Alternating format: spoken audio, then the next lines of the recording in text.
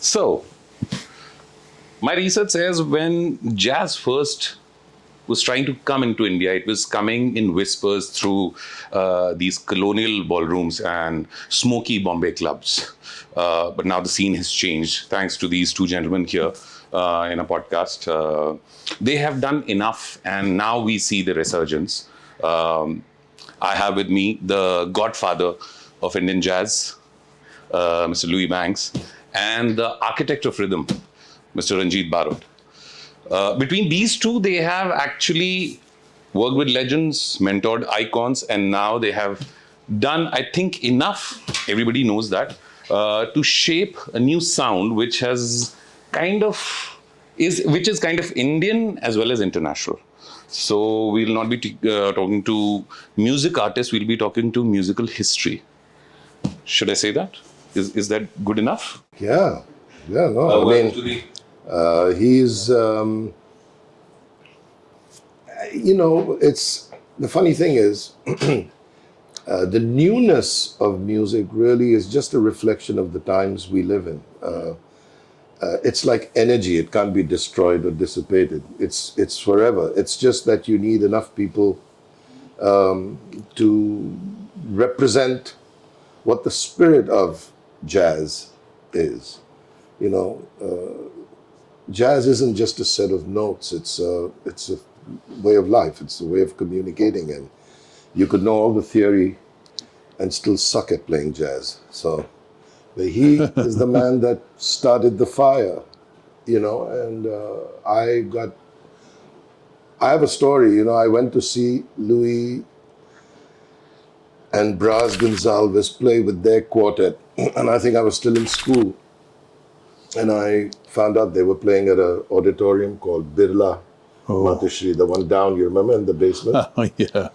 And they had a great quartet. Johnny Edmonds on drums. I think Philip Vaz was playing bass. And I think I was about 15. It was my last year in school. I'd started playing a little bit. And what I witnessed that day, and I knew nothing about jazz. I was a rock kind of drummer. But it was what I felt coming from stage and from the musicians just was life-changing. And I made a wish to the universe that I wanted to play with Louis one day. And I got to play with him when I was 21. And that's the first time I 21. Played with him. And it's just incredible. Yeah, it was a big dream come true for me. Louis, do you remember the 21-year-old Ranjit Barot? First memory of him? Vaguely, but all I know is here was this drummer they were talking about.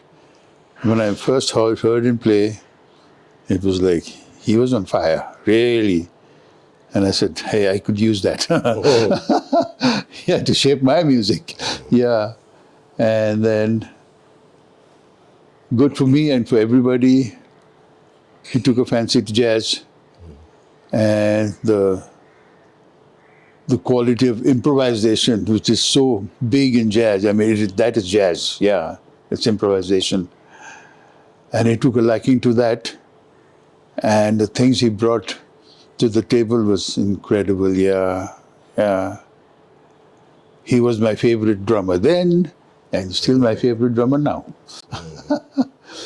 This is the Indian Folk Project. I'm Piyush, and welcome. It's like the mid-roll has started happening. So, between both of you, I just want you to answer this. Was there a moment when either of you felt you had to unlearn the formal training to find your own voices? Was there ever a moment in your careers? I'll let Louis answer. Unlearn, no, not really unlearn, but progress to a new plateau, which was built on improvisation. Yes. And there was no end to it. Yeah. It just go on and on. You'll see a lot of musicians that study jazz, and I hear them play. I can hear the classroom. I can hear the lessons, Oh, so we've got this scale coming, so I'll play a Mixolydian here or something, and you can hear the gears ticking. So when you say unlearn, yeah, it is a form of unlearning, but you can't forget the technique, and you can't forget the foundation on which You're given a voice. But what you have to do is treat it just like that, a foundation. You can't keep reciting. It's like, we taught you, say you're taught Shakespeare in school, but that's to give you a love for literature and for poetry and to understand space and to understand analogy. And music is just like that. What you learn is to give you a way to express yourself. And then, like he said, the biggest thing about jazz is improvisation. It's that open field where there are no limits for the whole band, really. And why does it sit so well with Indian music? Also is because Indian music, classical music, has improvisation at its heart. So that's where jazz and India really meet. Besides the developing of scales and how ragas are interpreted and how we harmonize them, but the heart of the matter is that they're both schools of music that are rooted in improvisation. So it's very easy to communicate then, So to answer your question, not to unlearn, but like Louis said, to progress, to go beyond what you're taught. Because the moment, when you're playing, that moment will throw options to you and your mind has to realize, where do I take this? There's so many ways to go. There's so many permutations, combinations in an improvisational set that can happen at the same time, Yeah. When I remember my first memory was I was working in a different FM station, and we heard that there's what we call the stationality, the jingle. Oh, yeah. In 2010, was created by Mr. Ranjit Barot. Was it? Oh, my God. So, You can't have your money back. My question to you, Ranjit, is that you're straddling both the worlds, like from Kalyanji, Anandji, Anumale to this side. How have you approached it? So I grew up in a classical family. My mother was a dancer, and so I was exposed to Indian classical music as a kid, but I never took to Indian classical music. I wanted to play drum set, and I wanted to play rock, and then of course jazz rock. But I had a lot of ear training with Indian classical music. And so I knew, I knew some of the folk. It was part of our sensibility. So, working with Indian composers wasn't that difficult. I think I brought something to the film industry that was maybe, and just like Louis did with R.D. Burman, he brought a sophistication, a sort of Western sensibility when India was trying to embrace things like funk and disco and groove and pop. And, the people who were equipped with the language to fill that thing were people like us who knew jazz and funk and gospel and soul. So the composers were looking for that freshness, for that newness. And when they heard Louis and the synthesizer, and they said, wow, I know R.D. Burman was just crazy about him. And some of the iconic things you hear are what Louis brought to the table. And then me, man, I mean, I really got into films because I didn't want to go back to college. I dropped out of college. And the only way I had to prove to my mother that this was not a bad call was to take any work I could get. Man, I played weddings and stuff, man. I did whatever I could just to show my mother that I'm not a bum, And my first gig was Kalyanji Anandji. He heard me practicing in the house, gave me a break. I was 16. I said, yeah, man, I'll do it. And I took whatever work I could get. And then slowly I started to respect that environment because, as Louis will tell you, when you work in studios like that, there's 80 people recording at one time. So your time has to be good, your dynamics have to be good, your ability to interpret what music has been given to you has to be good, because you can't make mistakes, because all 80 have to play again. There's no multi-tracking. Correct. So it gave us a kind of discipline also with that. So, and like you said, how do I approach it? I only did it till I was having fun. I'm not in the business of suffering. Yeah, I don't think anyone should, and I definitely haven't. So the minute a situation becomes non-fun for me, I'm out of there. Life is too short, man. And if you feel I got nothing to offer you, if my music and my sensibilities are of no use to you and it becomes this ego thing, hey, don't have the time for that, man. You know, we're happy people. Want to stay happy. Yeah. Both of you have worked with greats, like from Ustad Zakir Hussain Saab to John McLaughlin, from El Subramaniam to international orchestras. What happens when the greats are your bandmates? You learn a lot. Yeah. That's one thing, definitely. Yeah. And then you grow, definitely. Because they have that kind of ability. Yeah. And most of them were brought up in a kind of a classical mold where they learned to play correctly, and that stayed with them. But then they came out of that because their minds were opening up and they heard different music all over the world and they want to incorporate that into their own. So slowly, jazz grew. Yeah, and yeah, I was one of them. Ranjit, is there a moment that you remember or in studio or on the stage when playing with these greats just transformed you as an artist? Do you have any such moment in your... Oh yeah, the first time I played with Louis.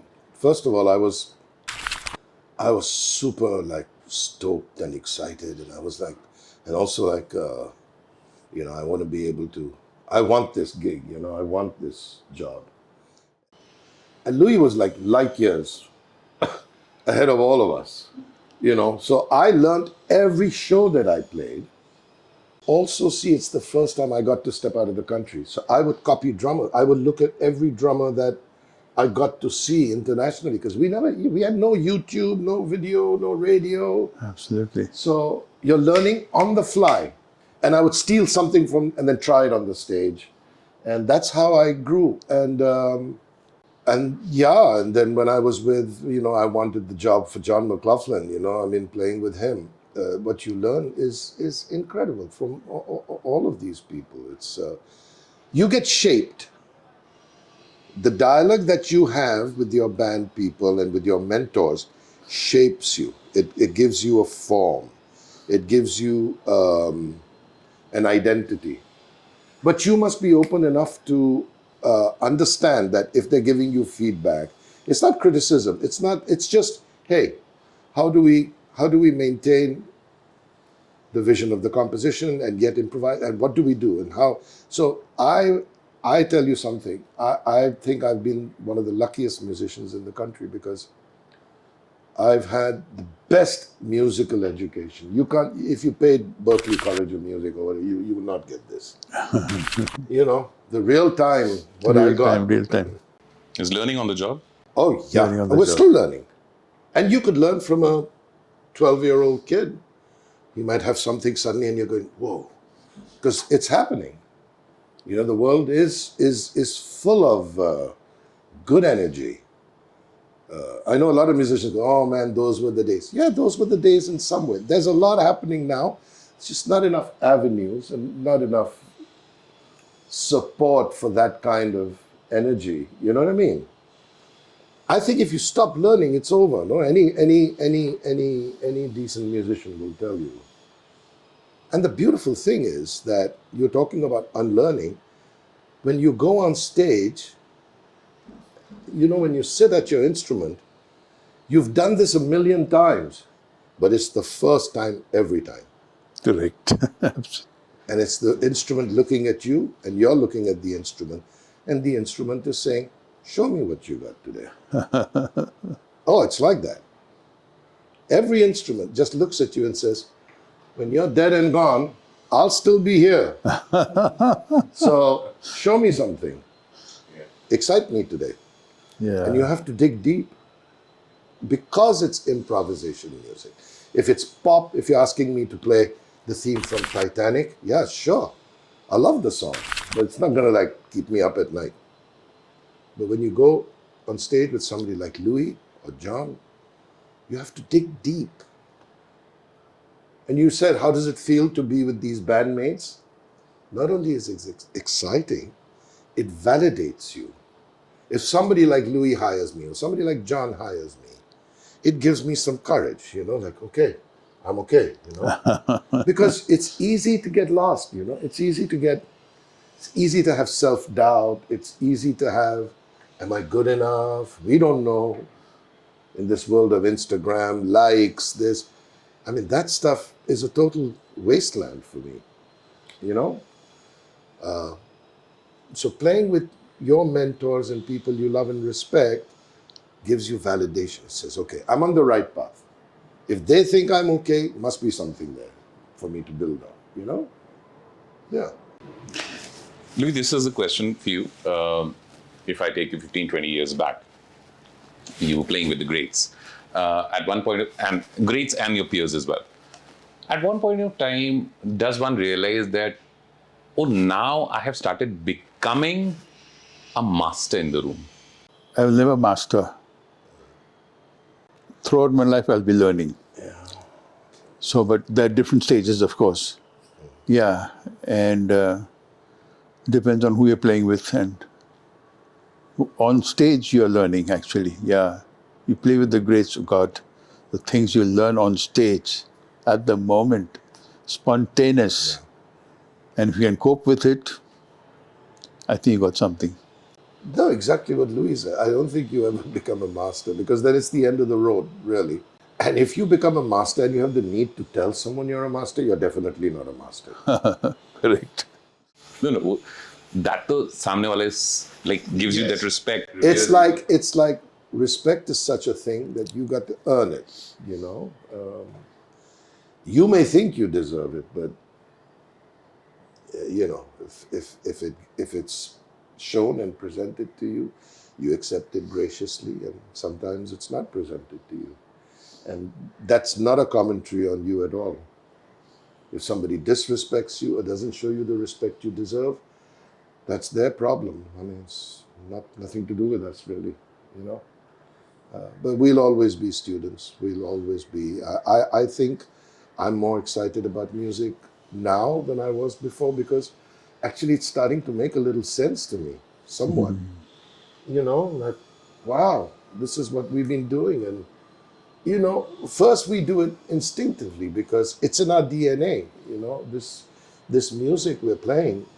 I don't know how many lifetimes, I don't know, I mean, if you take Louis at 30 or whenever I met him, I mean, even if you've been practicing for 10, 20 years to play like that, it's got to come from some other journey, man. Because it was, I'll tell you a story, and we were just talking about our first show in Czechoslovakia. The first time this band went out with Louis and Ramamani and Braz and me. And we were opening for Dexter Gordon. Now, as an opening act, we don't get an encore. The crowd just lost it. I know. Oof. They lost it. At the end of I get shivers set, right now. You remember? And we got up, and we're all standing on stage, and we're bowing. And these guys haven't... And it's the Opera House in Prague. Beautiful old venue. And I can see Dexter on the wings. And Dexter was famous because he'd have half a bottle of scotch in him before he came out on stage. So he's kind of swaying and licking his horn. And I heard him tell the presenter, give them 5 minutes from my time. Yeah, Dexter gave us 5 minutes. But our standing ovation was like 2 minutes. We are like bowing and bowing. And know, saying, God. man, it was such an incredible experience. Yeah. And we got to play the encore. And that time, I can still remember, I can remember Dexter's band because I went out and I hung out with them after that. There was Eddie Gladden on drums, there was Kirk Lightsey on piano, and Kevin Eubanks' brother playing upright bass. It's a quartet. And we finished playing and come off stage, and Kirk Lightsey, great, wonderful New York piano player. He came up to Louis and he said, I witnessed this firsthand. And he went to Louis and he said, bless my hands before I get on stage. Because that's how on fire he was. It's just ballistic, man. It was totally ballistic. And Kirk Lightsey must have heard some piano players in his life. You know what I mean? Yeah. But that night, he heard Louis and And then we went back to his hotel room, and all we did was listen to Coltrane and stuff. And yeah, so these are experiences, man. It's unfortunate that this should have been like. There was a Louis gave an interview. It's really funny. Somebody had done something. It's on YouTube. Yeah, we went to Europe. We had a great time. It was a big success. We sounded great. And then we came back to India and did nothing. Because there were no managers, no agents. Somebody should have capitalized and done something. But hey, it was not meant to be. Louis, so this question is to you. Jazz has had its moment in India, but still it's yet to become a mainstream movement. No, it will never become a mainstream movement. Never. Never. Okay. Because jazz is evolving all the time. Yeah.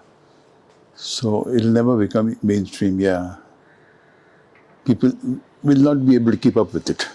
Yeah. That's Besides the actually people who incredible are what you playing just it, said. playing it. It's not predictable. Yeah. That's the beauty. Why should you think that the next time you buy a ticket to my gig, that I'll play something familiar? In my search,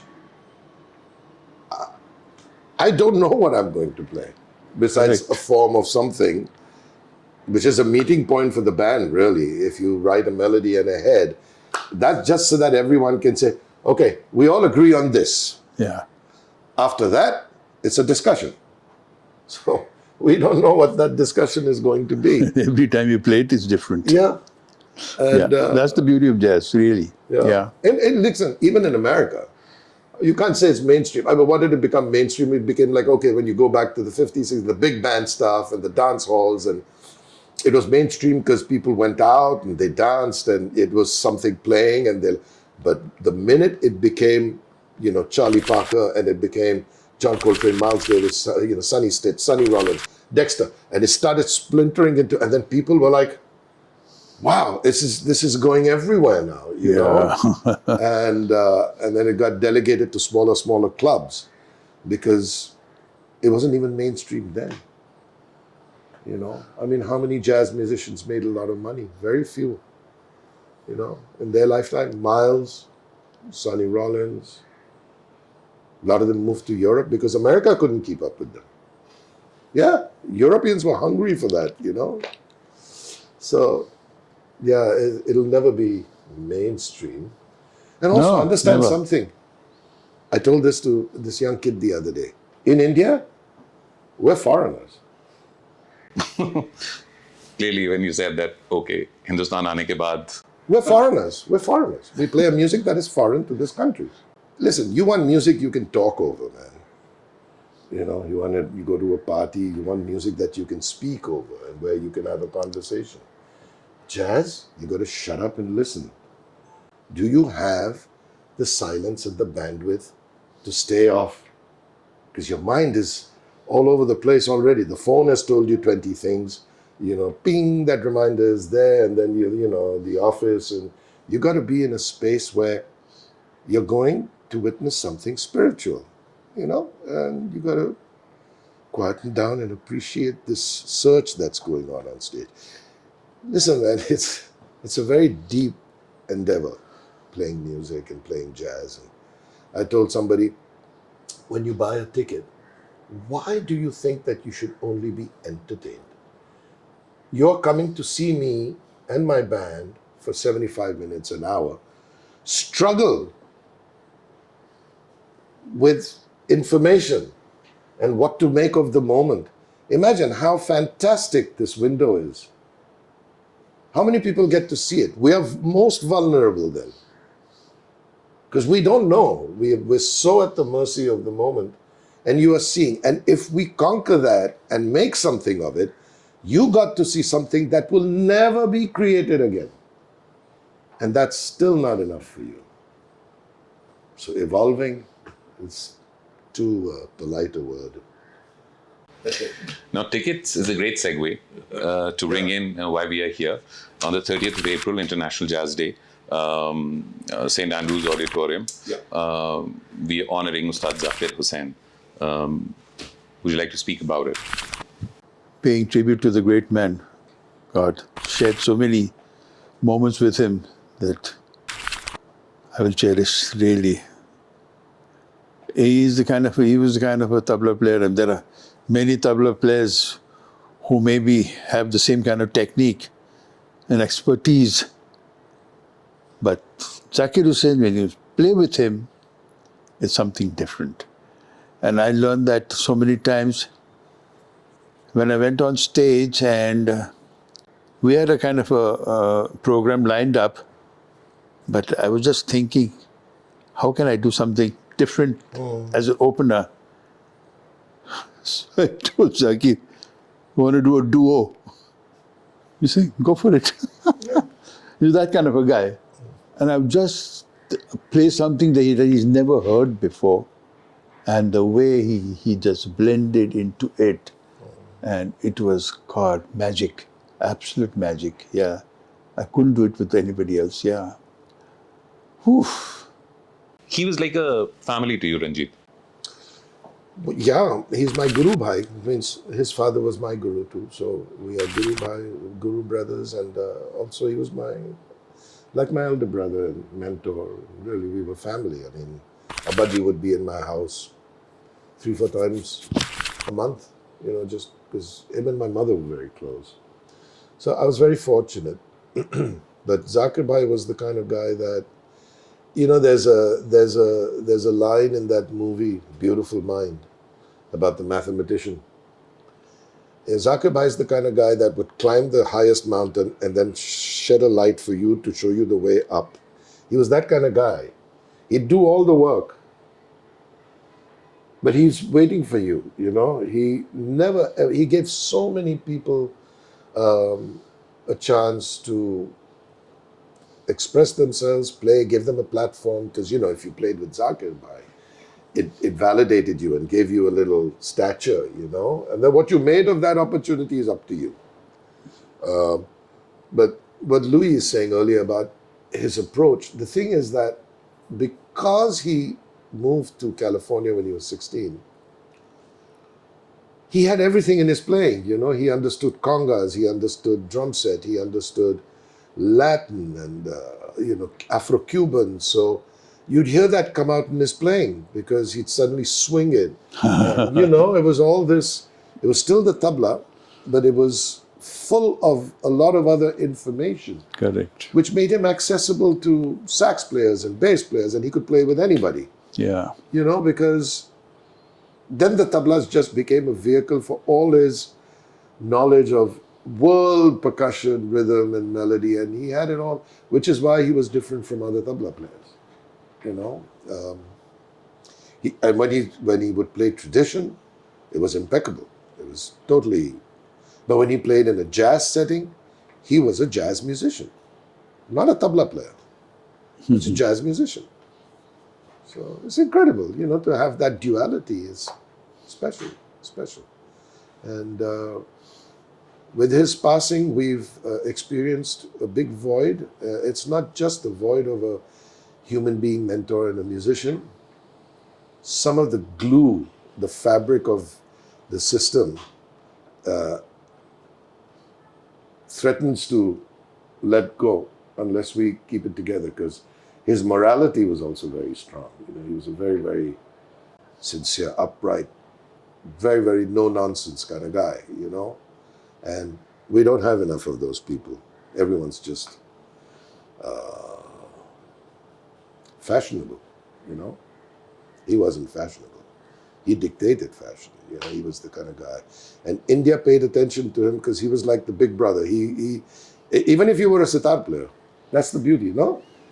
Doesn't matter if you were not a tabla player. Yeah. Any musician in India knew if Zakir Bhai is coming this season, best, I said it at the Barsi, best be on your best behavior, man. Yeah. We lost a big thing that kept everyone together. So we have to work hard and maintain some sort of cohesion and honor his memory, no? Yeah. So on the 30th, when you think that the music is over, post St. Andrews, you have to go to Bonobo because these greats will be coming there and they'll be jamming. And thanks to Neville for giving us this opportunity to interview the greats.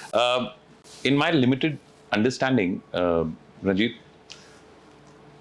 where does structure end for you and freedom begins in a performance? There's actually it's freedom to free. Even structure is to be interpreted. Structure is not. If I have to play a song of Louis, he's given me a map to get from A to B. Besides some of the most obvious requirements of the form, everything in between is freedom, even in structure. But you have to work yourself to a level where you can take those chances and not be untrue to what the composition is trying to say. So, yeah, most of what we do is freedom, really. The structure is Well, you got to have structure and form, otherwise, how do you differentiate from one light tune and shade, to another? light and shade, Yeah. light and dark. You got to have both.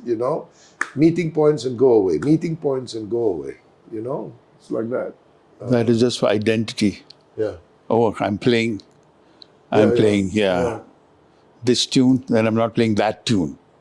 That has a different kind of a structure. Yeah. Yeah. Structure can vary, but then what you do with that happens at the moment. Yeah. And every time is different. Every time is different. Jazz is not for the faint-hearted. No. It's a very demanding discipline. Yes. And So no other music has that. no other music has that. It's very, All very other music are limited in that. Yeah. in that form, and it's really obscene that this demanding music that you dedicate your life to has no monetary reward. Really, you can't expect it. You have to now try and be clever. You see what I mean? And clever is the death of jazz.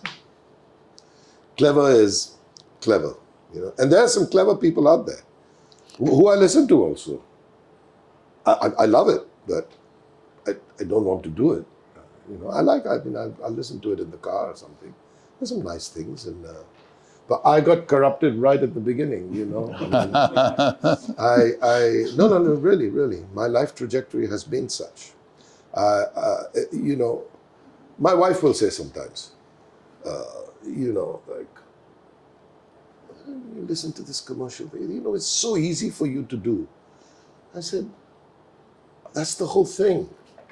It's too easy to do. And I know I won't be happy with, doing that. And some people think I'm hard-assed and things. I'll tell you, if I wasn't that person, I wouldn't have been with him and I wouldn't have been with John McLaughlin. You're not going to get hired as a pussy. You know what I mean? You know what John's brief to me was? Nothing about how to play. He said, Ranjit, everyone sweats. I want blood. That was his brief to me. So, you want to be a people pleaser, be my guest, man. In an improvised setting, who should ideally surrender? Rhythm or, say, melody? Oh, for me, if you look at my YouTube history, it's all harmony and melody. I don't watch drummers. I watch piano players because I want to learn that so bad, that how to tell a story with this, with melody and harmony. The drums in a setting are, sure, they're the backbone, but you're just part of the story. You're a character in that storytelling narrative that the composer has initiated, and at times you are asked to speak some lines of your own, and at sometimes you're asked just to be there to support the thing, and But melody and harmony. For me, songwriting is all about heart. I like melody and harmony. For me, the drums otherwise just become. I hate playing drum solos. Really, I think it's I really, what's the point? Because when I'm playing in an improvised setting with Louis or something, you're kind of soloing but not soloing behind the person. And that's enough for me, really. Yeah. Yeah. So I think melody, harmony, man, that's where it's at for me. For me, rhythm. Rhythm inspires me. Absolutely. Yeah. It's like cross. Yeah. I want to ask you both because India primarily has been known to be a filmy country, and a lot of music that people have known and do know comes from the film fraternity majorly. If you're outside the film universe, is there enough financial respect for musicians? No. But what is enough? I don't know. I think you make choices, no? If like we've both done film work, and you're paid handsomely, but you don't really grow. You know, it's like a steady gig. You know, you go, you show up at 10:30 or whatever, and you learn your parts, and at 4:30 you collect your money and you go home. Or even But you have to deliver whatever Yeah, you have to deliver. that You got to piece deliver. of music requires. You deliver that, you get payment for it, Yeah, then you can live in a house. You yeah, can buy a house. yeah, Jazz, a little different. yeah. Yeah. You don't talk money with jazz. Yeah. Outside of the film industry today in India, hard to make a living. But from what I'm hearing, even the young kids that have interned with me and now do films, they put the squeeze on. They're not getting paid anything to do scores, to arrange a song. Really? They're trying to pay 50,000, 1 lakh. You know what I mean? Really, yeah. Yeah, yeah. It's difficult because producers and they're Shylocks, man. They're, you know. If somebody says I'm making a 150 crore movie and I've got Akshay Kumar, 75 crores you paid him, so you're making a 75 crore movie. You know what I mean? You're not making a 150 crore movie. So music gets the first squeeze, you know. And music gets the squeeze everywhere. It's the most consumed art form on the planet and the least paid for because of streaming services. We don't pay anything for music. To listen to music, you pay nothing. So really, live venues and live places are where somebody, a young kid, can, if plays regularly, can make something and pay the rent, no? I think outside of the film industry, you got to be a good live musician. You got to have an act. You got to have something. You got to be relevant. Listen to what's going on. You know, try not to be ugly. And you know, if you're decent looking, that's a bonus. If you're really ugly and you play your ass off, maybe it's okay. But I'd say live music is still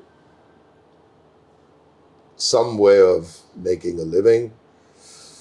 Again, jazz, no, but if you have a good, intelligent pop rock band or a fusion band, something, yeah, you could do something. You know. Louis, what would you say to a 20-year-old who wants to become a jazz musician in India? What would be your brief or like first philosophical line? You want to make money? And if you say yes, I knew that was coming. okay, then you're not meant for jazz. Yeah. You don't want to make money? Okay. You know, we have a funny saying, you want to play jazz, you take a vow of poverty. Yeah, I mean, no, you need food for the body, food for the soul. So you'll have to find a day job or you'll have to find something. After so many years, and you yourself have said it just now that you're still learning, what are you still curious about? Whenever I sit at the piano and play notes that is already written, okay, some kind of satisfaction I get doing that. But if something different, I want to do something different, then I'm not sure what I'm going to do. But I give myself directions, and then what comes out of those 7 notes, if you're a pianist, it's easy. Those 7 notes are all there. And you devise ways of using those 7 notes. And from one point to another, you progress until you have something, that you like and you want to stay with. That's the first point. Then again, it will be the same kind of a thing, yeah. Well, for me, both playing and composing is really revealing more things about myself, really. I understand my limitations, I understand my aspirations, what I need to be, and I think music is deeply connected to who we are. You know, the search through music is also the search of our own being. You know, this is we've been given, musicians have been given a form of meditation that is fantastic. You know, it's we've been given a gift. We have no excuse to be unhappy. You know, if you're unhappy, you've engineered it somehow. Yeah, 100%. Absolutely. There's no conspiracy Absolutely. against us. So what is still curious to me is the discovery of, if I sit to write something, I sometimes am surprised that I can execute something, and sometimes just, you know, there's nothing happening, and I know I have to study. I have to study. I have to study a lot because, you know, my primary instrument was drums, but I want to write songs, and I try to write jazz compositions. So I had to teach myself harmony, and the pandemic actually gave us all pause. And so all I did was, there's this wonderful channel these 2 pianists run. It's called Open Studio. That's the first time I started teaching myself about harmony and what is a tritone substitution. What I didn't know. Everyone used to say 2-5-1. We never knew. I never knew what 2-5-1 was. Resolution and stuff. So it's learning, you know. So the curious thing about music is it reveals things about yourself too, you know. And it's a fantastic meditation, and we can be lost for hours playing music and dreaming music, and reducing our own suffering in this maya that we're all living in, you know. It's a wonderful gift we have. Wonderful gift, wonderful gift. It really is. To the people who are watching, there is some amazing talent coming up from India. Would you like to name a few so that people go and watch them more and more? There's so many actually. Yeah, these couple of young kids playing with me, especially this piano player, Orko Chakrabarti. I was going to say that, yeah. Yeah, he's very, very bright. Piano player, yeah. He's got the goods, and he's not afraid to take risks, and he's harmonically very, very diverse. I like him. Yeah. Out of the piano players, I'd say he excites me the most. Then there are other kids. You know, Rahul Vadvani plays. He's a nice player. He's a little polite, but he's a fantastic player. There's some good guitar players. Prayag. Correct. Barua. Absolutely, yeah. Then Amandeep. He's a nice guitar player too.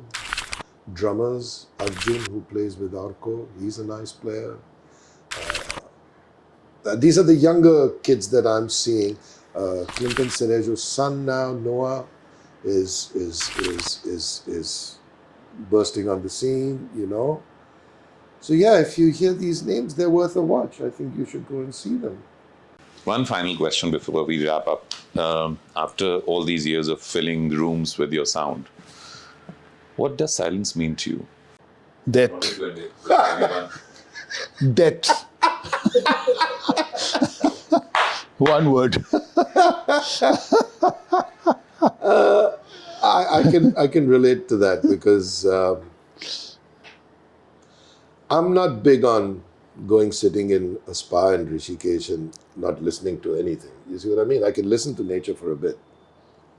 But for me, music is it's like a constant in my head, man. You know? Yeah, I like silence to be left alone so I can dream and imagine sounds in my head. That silence I like. You know? No construction sound, nobody chattering. I love that. You know? So silence for me is being left alone. Silent. Be silent around me. That silence I like. But it's not chatter, but I don't know a time when music is not running through my head. And I don't mean to sound like some heavy duty guy. It's just a constant. I don't have a choice, really. At some form or the other, it's running through your head, you know? And my most important piece of technology is voice memo. All the songs I get come to me walking somewhere, doing something, out at dinner with my family. Then I go in one corner and sing one melody. Then I look for chords when I come home, you know? So it's a constant with us. I don't think it ever stops, really.